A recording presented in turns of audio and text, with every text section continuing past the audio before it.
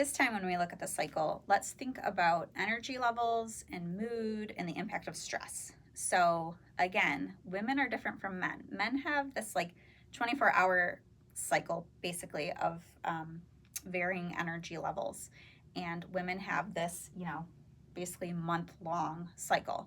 And so at the beginning, perhaps you can relate the first few days of your period. Generally, energy levels are lower. You kind of just want to rest and maybe not take on too much, too many social engagements. And we kind of call it like your winter, if we're talking about these in terms of seasons. And then the fun part is that gradually, as you approach your ovulatory phase, estrogen is rising and you're getting more energy and you're feeling a little mood boost and happier. And we should note that this period when estrogen is rising, you are more resilient to stressful situations. So that's why if something stressful happens on like day 10, you can kind of roll with it, like pivot, keep going. It's not going to ruin your whole day. If that same situation happens on day like 24, you might be a mess, you might be a puddle, it seems harder. That's real. That's the impact of your shifting hormones. That's not just you. So energy is rising, mood is rising, our stress resilience is rising. So during this first half of our cycle, that's a good time to, if you've got to go on a job interview, if you need to give a presentation, you can do like some, more intense exercising because you've just got a bit more energy. You also might start feeling a little sexier. Guys that normally didn't seem that attractive might start looking more attractive because biologically your body is gearing up to, get pregnant on day 14. And so it's looking around for opportunities to get pregnant. That is all very normal. Again, if you're on hormonal birth control, you are not getting this natural rise in estrogen. You are not getting this natural increase in libido, mood, energy necessarily. Hormone control, like birth control cycle, things just they don't peak and valley like they do in a natural cycle. So energy is rising, libido is rising. Like the day before or of ovulation, you are on top of the world. You are like the sexiest thing. And then estrogen, as we know, drops, progesterone rises, and as we enter the luteal phase and get closer to the next period, it's very normal for energy levels to dip, and sort of the opposite of the rise that we saw here. And so in this, like especially the last week of your cycle, for exercising, it will probably feel better to do something less intense, like yoga or Pilates or walking or swimming, probably not necessarily like a HIIT workout.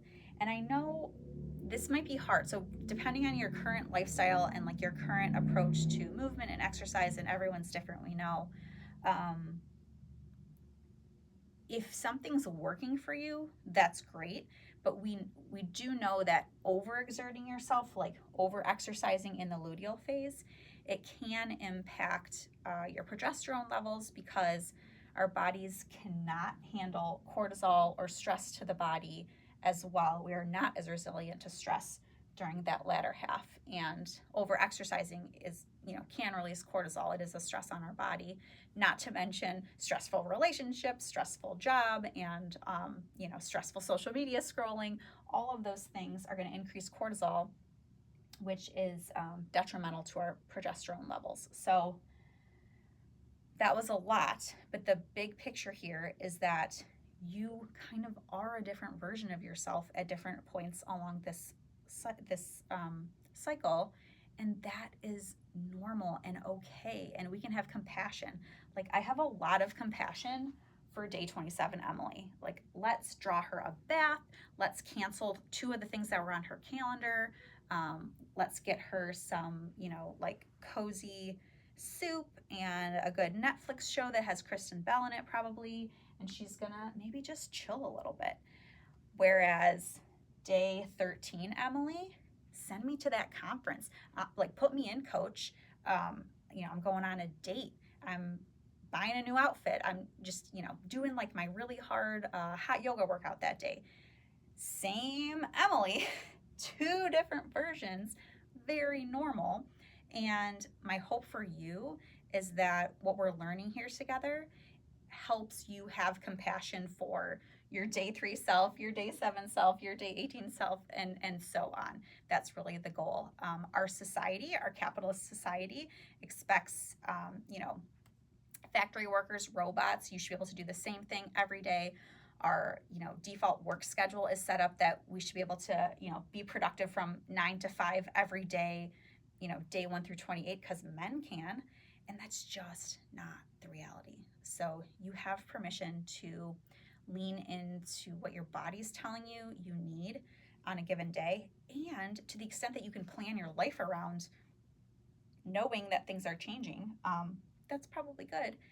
And the extent to which you can communicate what's happening with you to your partner, that's going to bring a lot of compassion, right? Because your partner has a different version of their partner, you, on day 2, on day 10. Flirting with you on day 13 got them really good results. Flirting with you on day 28 might get them in trouble. And that's not necessarily, fair or unfair to them, but it's an opportunity for communication and compassion. And, maybe they do plan a fun date for right around here, and maybe they do help you, take care of yourself here and here. That's lovely. Actually, that's a really lovely form of taking care of somebody.